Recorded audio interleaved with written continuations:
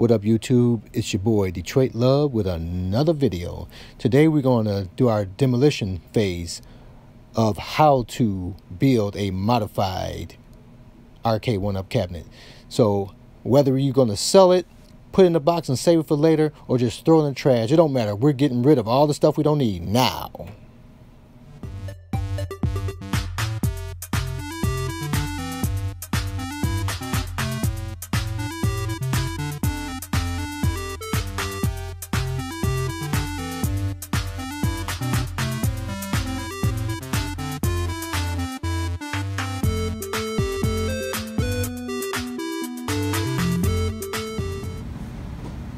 So we're going to take this journey to transform the stock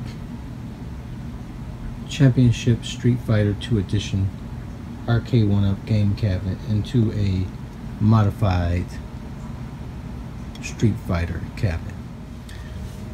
So this is the inside of the cabinet. The whole computer is inside this metal box, held on by 2 screws, one on each side. This ribbon cable goes to your controllers and buttons, and that sends a signal. The essential things you need to know at this point in time is the model number. There's your model number on the back of your monitor. That is significant because it'll tell you which video controller board you need to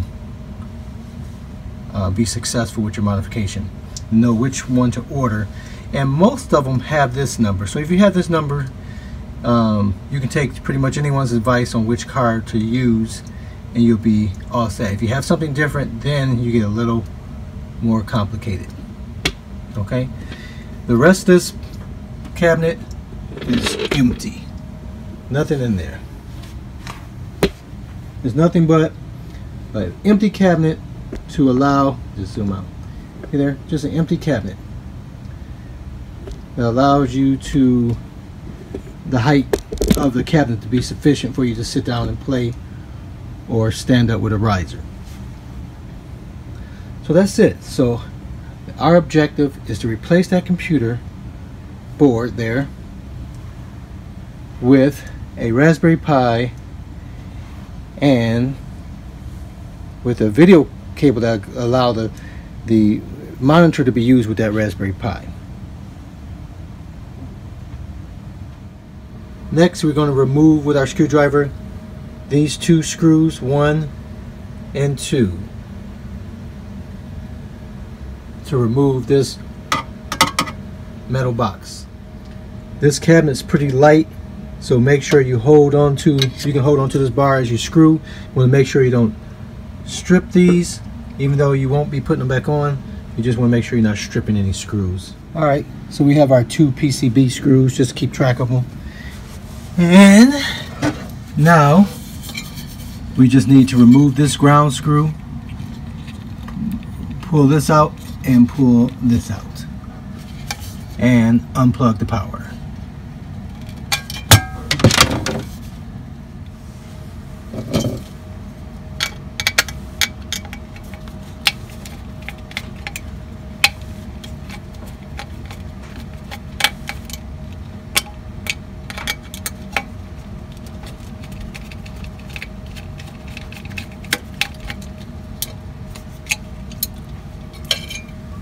Remove that. Save this little screw. Just be careful when you pull these out. Just use the edges.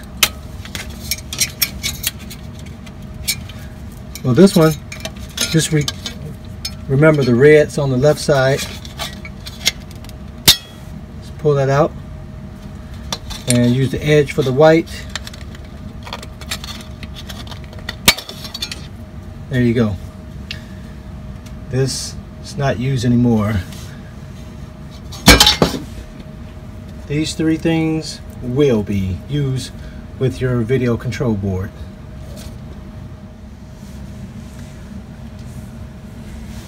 So we have our model number here, we have our ground cable, our video cable, and our monitor power cord ready for the mod. But before we move from here, the old control box here,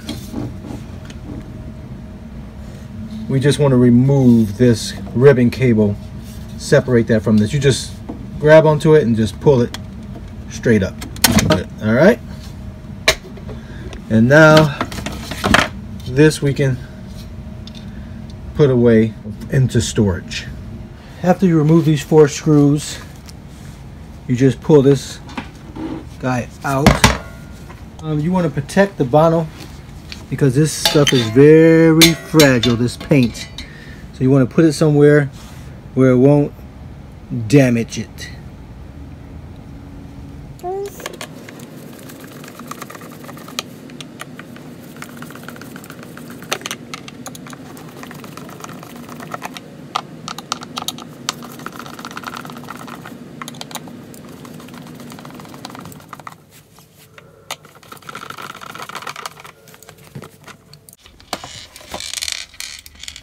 Next, you want to get rid of these 2 screws. Making sure you don't strip them.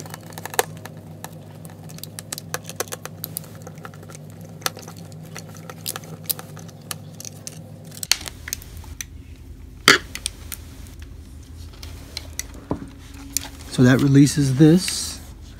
You want to be careful not to break these wires here because you're going to reuse this black and red one. Just to make sure we're on the same page. As you're sorting out and removing the buttons and joysticks from all the ties that are keeping them together, the ties that bind them, this is the most important wire that you're making sure that you get out of that bundle without breaking. This is your power toggle switch wire. It's black and red. You're also freeing from that mess this speaker, red, white, and blue.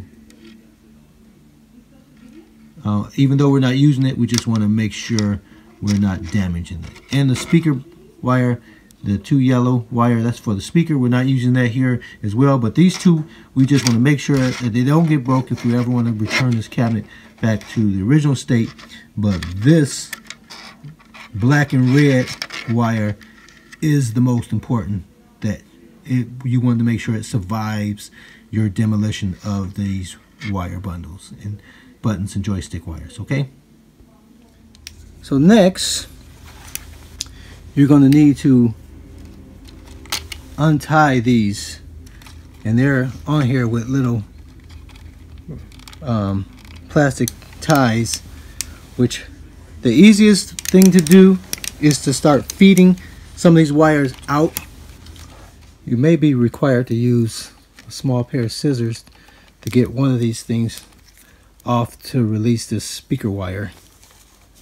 In my build, I don't use the speaker wire, but so you could, if you're not going to use it and you're going to keep them all bundled together, you can keep that. You can just unscrew the speaker and then keep everything together.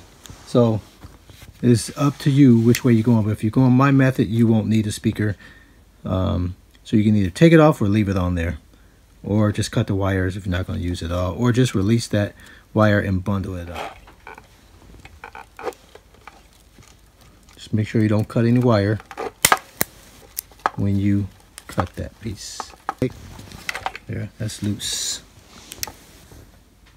The white one, the red one, and so on. Then eventually these things are released. Okay, repeat the same thing on this side. The white ones look fairly simple. You can always pull on it to see where you need to come from once you get it started.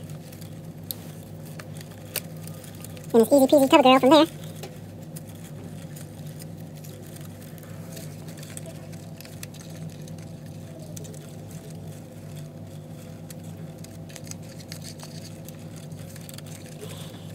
It'd be nice if you could just cut this and be done, but you want to just get some of those wires away from that. I think this one's probably the hardest one.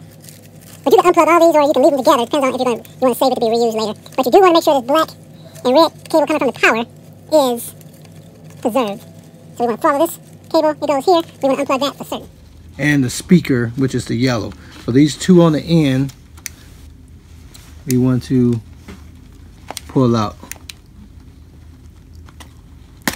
That yellow speaker one.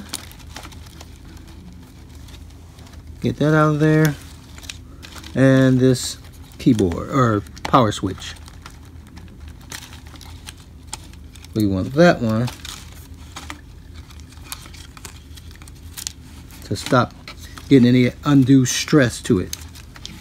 Everything else is irrelevant to our build.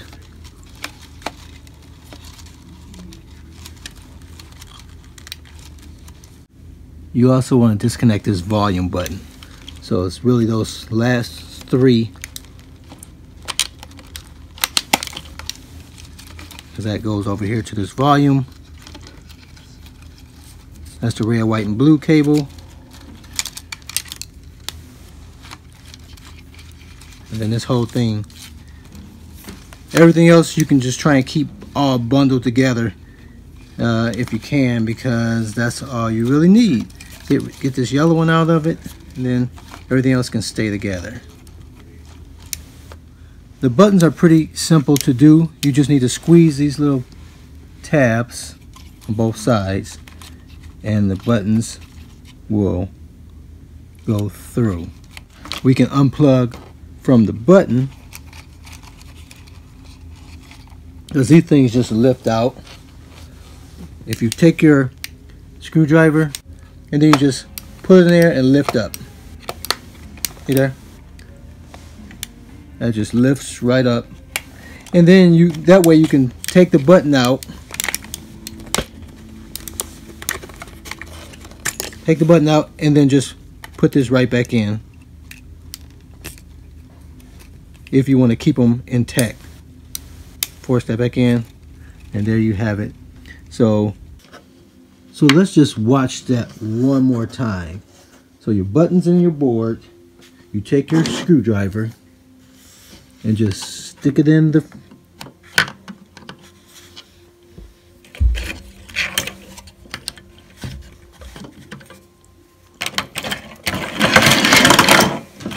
get everything out the way. Of course, this button is pressed, so you don't want it to be pressed. So you see that? See how that button lifts? You don't want it to be pressed. You just stick this screwdriver in there and just lift straight up. See that? Real easy. You just do each button just like that. Then you squeeze these little tabs on both sides, push the button through, bring the button back up, and then you see this button. This is what the button clicks. You hear that? You see the wider end of the button? Just feed that down in there until it clicks. There you go. You just do that for each button until you have removed them all. Really about if you're going to reuse it, that's probably the simplest, easiest way to do it. So let's just do the same thing with all these buttons. That way we can keep them plugged into where they belong, and we can remove them from the board. Of course, you will have to take off this ball to be able to remove the joystick once you unscrew it from the back. The joystick has 4 screws that keep them on. The screws may have a little glue around them, so it make them a little challenging to get off or get your screwdriver into it, but no biggie. You just pull that out, replace the hole cover, and reattach your ball top just to keep those things all together.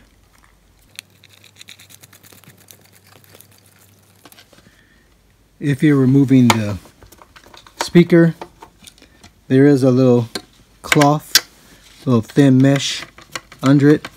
The best place to keep the screws for this is just up here on the with the screw, with the speaker. It has a magnet there, so you can just keep these screws together.